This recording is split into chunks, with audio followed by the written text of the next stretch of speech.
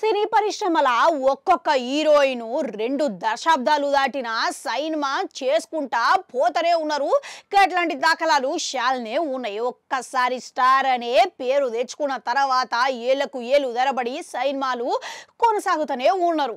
ఇక ఇప్పుడు వాళ్ళకు మొదట్లో చూసుకుంటే కొన్ని ఫలితాలు రాకపోయినా ఒడిదుడుకులు ఎదుర్కొన్నా కానీ వాళ్ళ పేరు ప్రఖ్యాతులతోని ముందుకు కొనసాగుతూనే ఉన్నారు.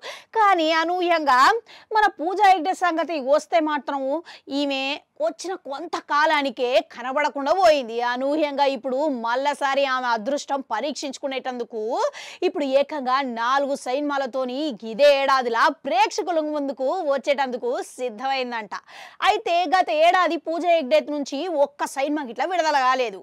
2023లా ఈమె ఒక హిందీ సైన్మాతోని ముందుకు వచ్చింది. ఇక అది గిట్లా విజయం ఆశించిన స్థాయిలో దక్కలేదు. ఇక ప్రస్తుతం ఈమె చేతిలా ఇక అందరూ ఈమె జీవితం కథమైందని అనుకున్న సమయంలో శాప కింద నీరు లెక్క అమ్మడు అవకాశాలు చేపట్టింది. ఇక ప్రస్తుతం ఈమె చేతిలో 4 సైన్మాలు ఉన్నాయంట. ఇక అందులో ఇప్పుడు దేవ సైన్మా ఎలా విడుదల అయిపోతున్నది. ఇక ఈ అమ్మడు ఈ సైన్మా మీద మస్తుగా ఆశలు పెట్టుకొని ప్రమోషన్లకి ఇట్లా హాజరైన సంగతి తెలిసింది. షాహిద్ కపూర్ సరసన ఈ సైన్మా అందరికీ మెచ్చే విధంగా ఉండబోతున్నదని గట్టిగానే అంచనాలు అయితే ఉన్నాయి.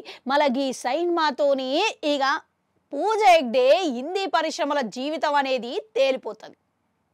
తమిళంలో ఇక ఈ అమ్మడు ఇటీవలనే స్టార్ హీరో సూర్య సరసన రెట్రో సైన్మాలా నటించేందుకు సిద్ధమైంది. ఇక టీజర్ ఇట్లా చూసిరు. ఇక దాంట్లో ఇట్లా ఓ మోస్తారుగా మంచిగానే మెప్పించింది అనుకోండి.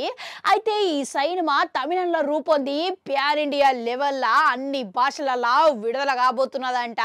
ప్రతి ఒక్కరికి అంచనాలు అందుకునే విధంగా అన్ని వర్గాల అభిమానులకు మెప్పించే విధంగా ఉండబోతున్నదని అభిమానులు ఇట్లా మంచి నమ్మకంతో ఉన్నారు.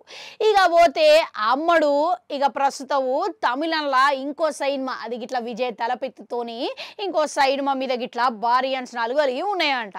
ఇక ఇట్లా చూసుకుంటే అమ్మడు చేతిలో 2 హిందీ సైన్మాలు 2 తమిళ సైన్మాలు అయితే ఉన్నాయి. ఇక వాటిల్లో ఒక సైన్మా దేవ అయ్యేలా విడుదలైంది. ఇక ఈమె చేతిలో ప్రస్తుతం 3 సైన్మాలు అయితే ఉన్నాయి. అయితే ఈ 4 ఏదో ఒకటి లేకపోతే 3 సైన్మాలు హిట్ అయినా సరే కానీ అమ్మడు జీవితం మళ్ళీ 4-5 సంవత్సరాల వరకు సైన్మాలలో కొనసాగే అవకాశాలు అయితే ఖచ్చితంగా ఉన్నాయి. మళ్ళీ ఈ సైన్మాల ఫలితం బట్టి పూజా హెగ్డే పూర్వ వైభవం దక్కుతుందంటారా? మీకేమనిపిస్తున్నది? కామెంట్లలో కామెంట్ పెట్టుర్రి. అట్లే నాడు గంట ఉంటుంది, అది కూడా నొక్కరి మళ్ళీ వస్తా.